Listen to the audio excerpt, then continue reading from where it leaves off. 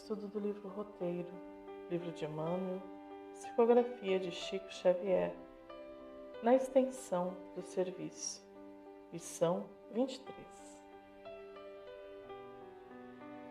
A cada lição do livro Roteiro, somos convidados a refletir sobre questões que são importantes em nossa existência. Caminhamos pela criação, pelos reinos, pela evolução do homem física e espiritual, por sua história em diversos povos, e também refletimos sobre algumas leis divinas, como a do trabalho. Chegamos à lição anterior, que trata da doutrina espírita. Sem o Cristo, não há espiritismo. Ainda que alguns o queiram, basta um olhar mais atento para a codificação e veremos que ele está inteiramente alicerçado nos ensinamentos deixados por Jesus.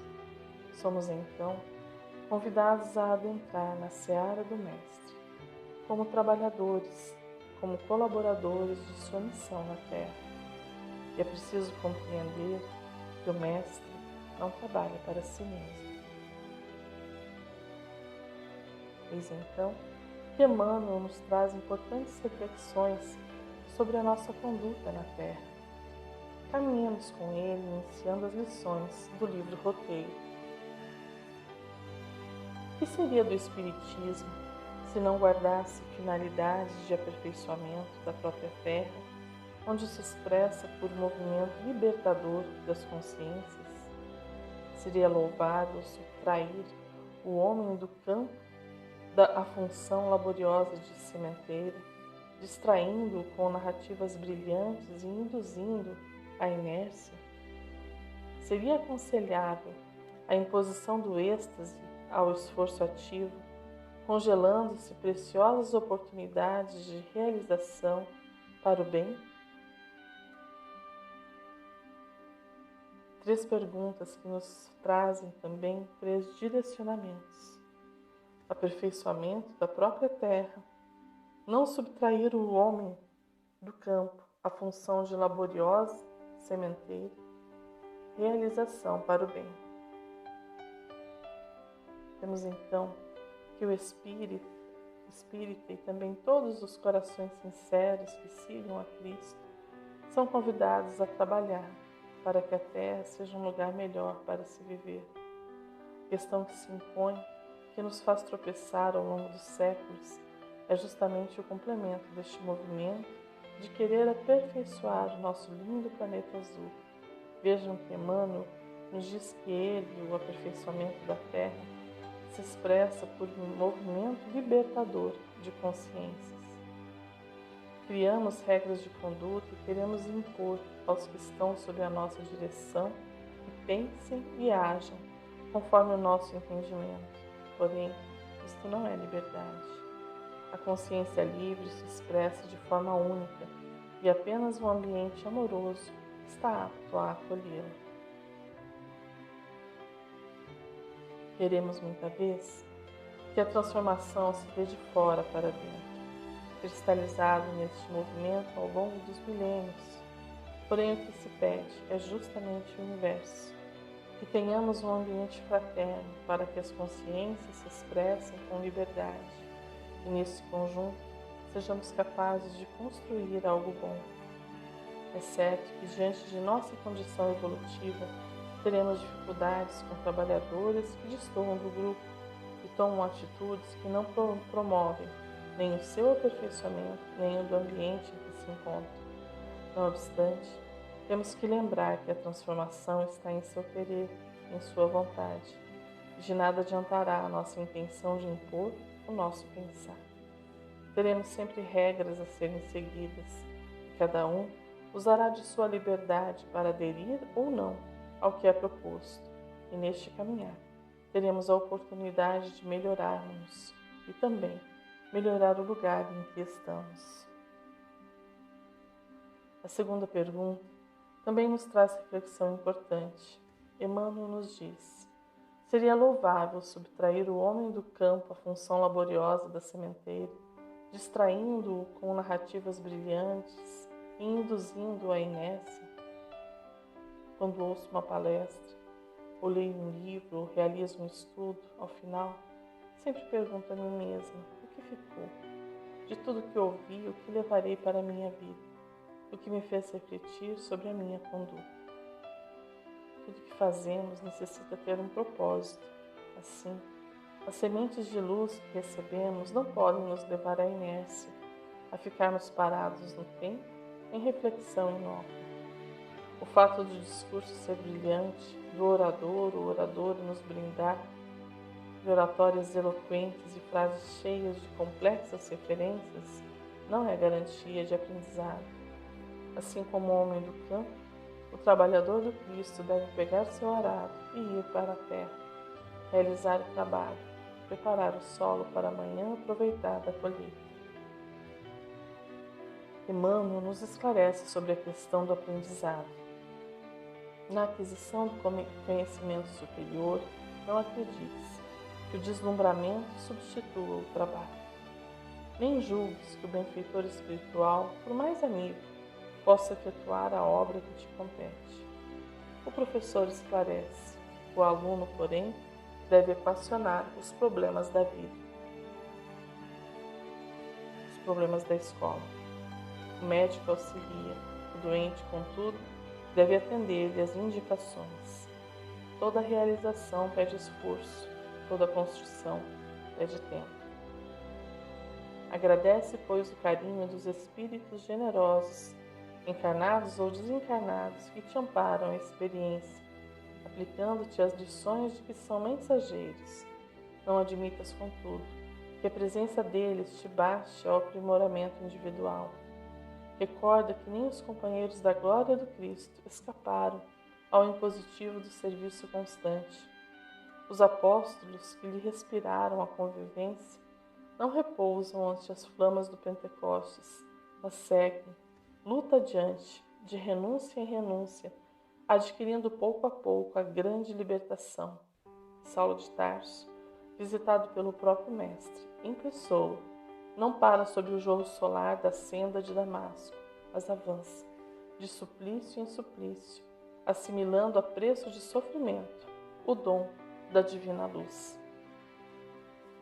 Por fim, a terceira pergunta que Emmanuel nos traz: seria aconselhável a imposição do êxtase ao esforço ativo, congelando-se preciosas oportunidades de realização para o bem? O intercâmbio com o mundo espiritual nos remete a ambientes de profunda paz. Contemplamos um mundo diferente, porém, estamos aqui na Terra para o trabalho e não podemos nos esquecer que toda tarefa na seara espiritual deve ter um propósito de auxiliar os que sofrem e necessitam de uma mão amiga para seguir em frente. Não se trata, assim, da pressa ou da comunicação com os espíritos amigos ou sofredores. Será sempre o propósito que levamos em nossos corações de viver e agir em favor do outro, buscando através de nossas vidas oferecer algo de nós mesmos. Há quem pense que nada possui de si mesmo para oferecer, e é certo que ainda não temos a luz interior como a do sol que leva a vida por todo um sistema. Não obstante, quando se está na escuridão, muitas vezes bastará um pequeno fósforo para nos apontar o caminho. Assim, não deixemos de brilhar. Toda luz é necessária, até mesmo a de um pequenino fósforo. Sigamos em frente com a lição. Mas se nos abeirarmos do trabalhador com o intuito de estimulá-lo ao serviço, auxiliando-lhe o entendimento para que a tarefa se lhe faça menos sacrificial, favorecendo a fim de que descubra por si mesmo os degraus da própria elevação, estaremos edificando o bem legítimo no aprimoramento da vida e da coletividade. De que valeria a intimidade do homem com os espíritos domiciliados em outras esferas, sem proveito para a existência que lhe é peculiar? Não será deplorável perda de tempo informarmos-nos sem propósito honesto quanto aos regulamentos que regem a casa alheia? Se a criatura humana ainda não pode dispensar o suprimento de proteínas e carboidratos, de oxigênio e vitaminas, se não pode prescindir do banho e da leitura, por que induzi-la ao ocioso prazer das indagações sem elevação de vistas? Atendamos, acima de tudo, ao essencial. Eis o nosso trabalho: auxiliar o entendimento, favorecer para que o outro descubra por si mesmo. A doutrina espírita nos fala de evolução e, não raro, nos esquecemos de agir dentro destes princípios. Cada um está em um momento evolutivo e precisamos respeitar isto, porque se assim o é, decorre da vontade de nosso Pai. A diversidade é um fato e estar nela implica em reconhecermos que ora estamos com a mão estendida para auxiliar e ora estamos com a mão estendida para sermos auxiliados. Paulo sabia disso e o expressou na carta que encaminhou aos cristãos que viviam em Roma. Eu sou devedor, tanto a gregos como a bárbaros, tanto a sábios como a ignorantes. Romanos 1,14.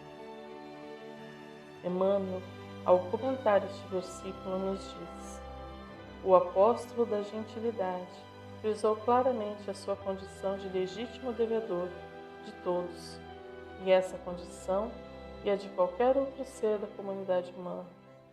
A criatura em si não é apenas a soma das próprias realizações, mas também o produto de débitos inumeráveis para com o grupo a que pertence. Cada um deve incalculáveis tributos às almas com quem convive. Não nos esqueçamos de que vivemos empenhados à boa vontade dos corações amigos, à sabedoria dos mais experientes, ao carinho dos companheiros próximos, ao apoio e ao estímulo dos familiares, aos nobres impulsos das relações fraternais.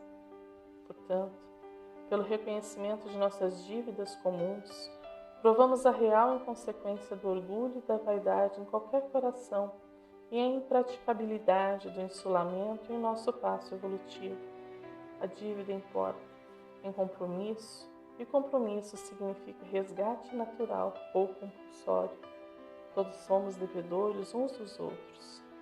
Se ainda alimentas algum laigo de superioridade egoística, à frente dos semelhantes, lembra-te das dívidas numerosas que ainda não saldaste, a começar pelo próprio instrumento físico que te foi emprestado temporariamente.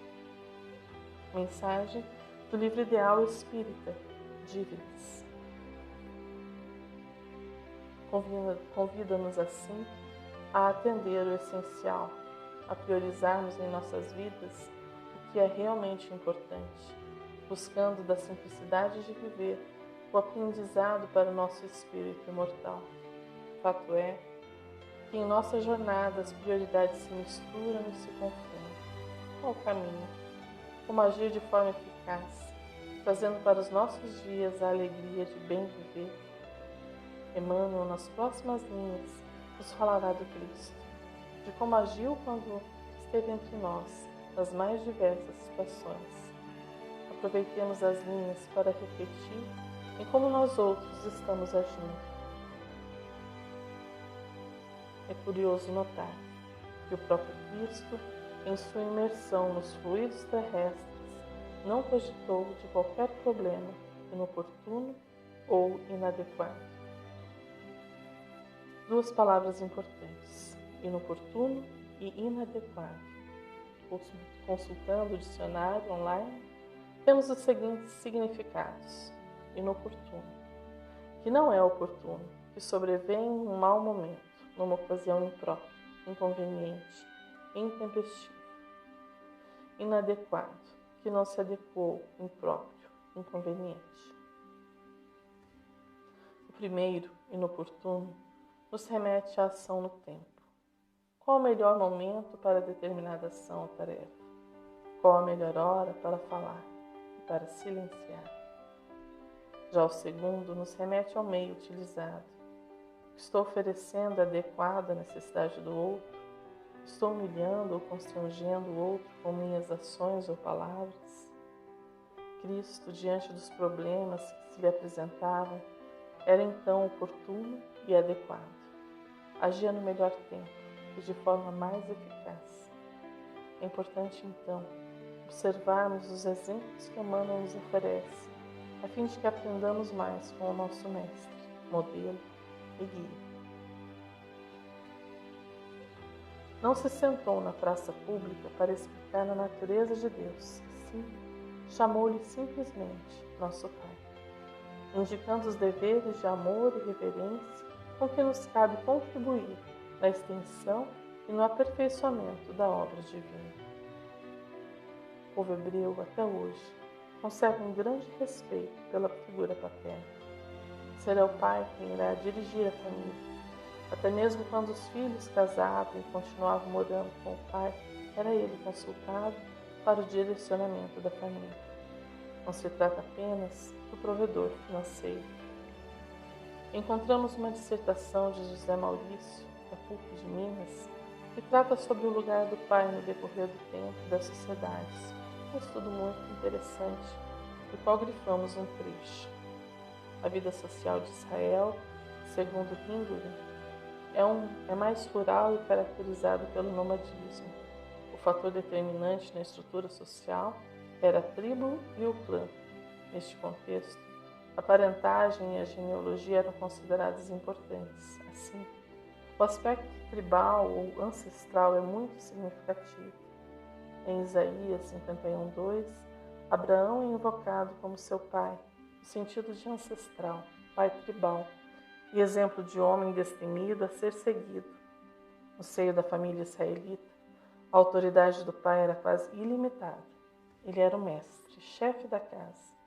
As crianças eram ensinadas a honrá-lo e temê-lo. Ele controla outros membros da família, como o oleiro controla a argila. Ele não é um déspota isolado, mas o centro de tudo o que lhe pertence, e tudo gira ao seu redor. Quando um homem é chamado de pai, isso deduz da mesma coisa. Parentesco e autoridade são expressos pelo mesmo nome de pai. Para o israelita, o nome de pai resulta em autoridade.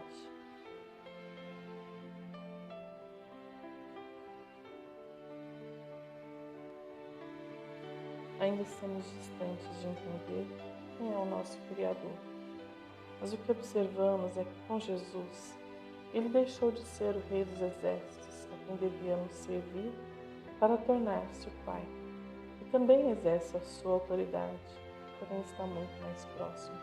Isso que o amor filial inaugura uma nova forma de compreendermos a ação de Deus em nossas vidas. Sigamos com o livro roteiro. Embora asseverasse que na casa do Senhor há muitas moradas, não se deteve a destacar pormenores quanto aos habitantes que as povoam. Não obstante exaltar o reino celeste, nele situando a glória do futuro, não olvidou o reino da terra, que procurou ajudar com todas as possibilidades de que dispunha.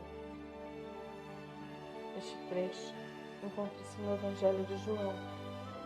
Não se turbe o vosso coração, credes em Deus, crede também em mim. Na casa de meu pai há muitas moradas. Se não fosse assim, eu vou-lhe teria dito. Vou preparar-vos um lugar, e quando eu for e vos preparar lugar, virei outra vez, e vos levarei para mim mesmo, para que onde eu estiver, estejais vós também. Mesmo vós sabeis para onde vou, e conheceis o caminho. João, capítulo 14, versículos de 1 a 4. Ele nos fornece a verdade, mas não a torna um fardo pesado demais para que possamos carregar. Nem sempre estaremos aptos para nos aprofundarmos em determinados assuntos. E tenhamos a humildade em reconhecer que em determinadas áreas ainda temos um longo caminho a fim de melhorarmos nossa compreensão. Não precisamos ter uma opinião sobre todos os assuntos e sobre aquilo que não sabemos. Tenhamos a sabedoria de não opinar. Vejamos mais um trecho. Curando cegos e leprosos, loucos e paralíticos, deu a entender que vinha não somente regenerar as almas, sem saber socorrer os corpos enfermos, na recuperação do homem integral. não se contentou, porém, com isso.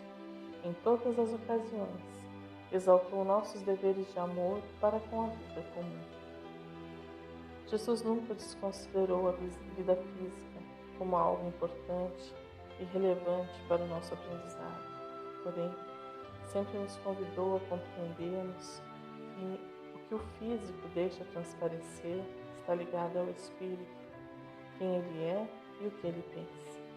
Assim, como trabalhadores na seara de Jesus, podemos auxiliar nossos irmãos que se encontram enfermos, através de nossas preces, do passe, da água fluidificada e das diversas ações que visam o amparo dos que sofrem.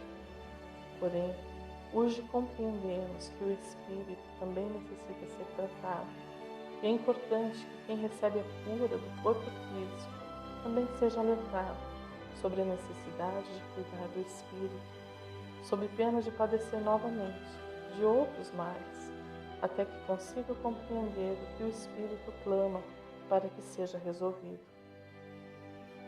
Kardec nos auxilia na compreensão deste tema no Livro dos Médiuns, capítulo 5.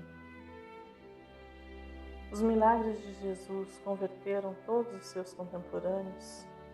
Aos fariseus que lhe diziam: Mestre, faz-nos ver algum prodígio.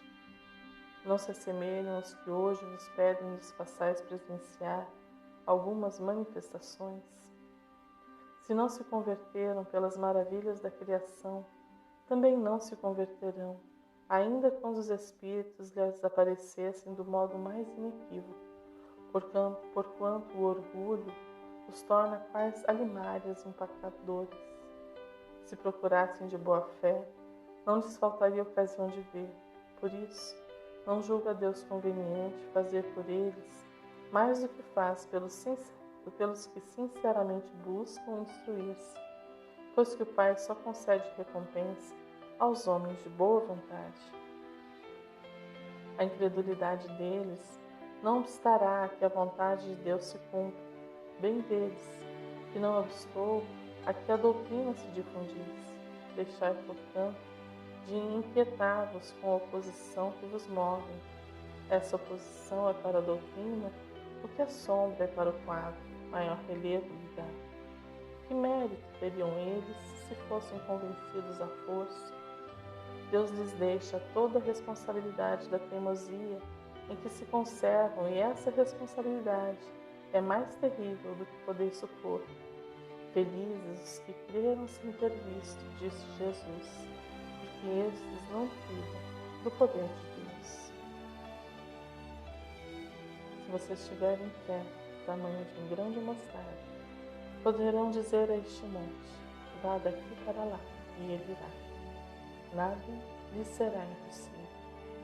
Mateus 17, versículo 20. Caminhamos mais um pouco com a lição do livro Mateus.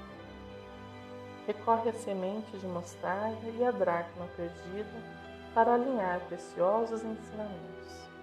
Compara o mundo à vinha imensa, onde cada servidor recebe determinada cota de obrigações. Consagra especial atenção às criancinhas, salientando o amparo que devemos às gerações renascentes.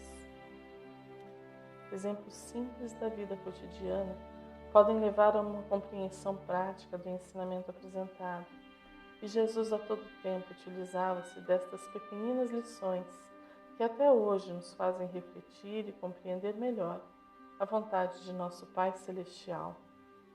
Conclama a cada um a ocupar o seu lugar na criação, lugar único. Se todos fossem palestrantes, quem iria administrar o passe que restaura e fortalece? Se todos buscarem as mesmas tarefas, muito trabalho importante deixará de ser realizado. Eu e você somos únicos no universo. É impossível fazer o mal a você sem fazer o mal a mim mesmo. Por fim, encerra a lição. Nessa mesma esfera de realizações, os princípios do Espiritismo evangélico se estenderão em favor da humanidade.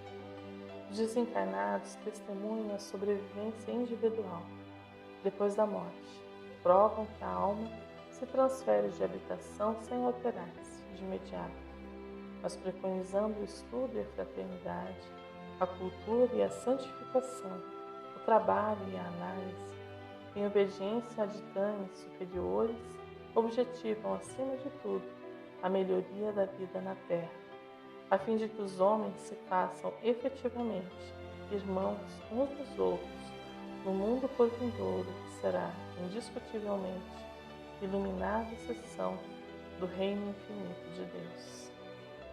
Estamos aqui para construir um mundo melhor, não apenas para nós mesmos, mas para os que virão.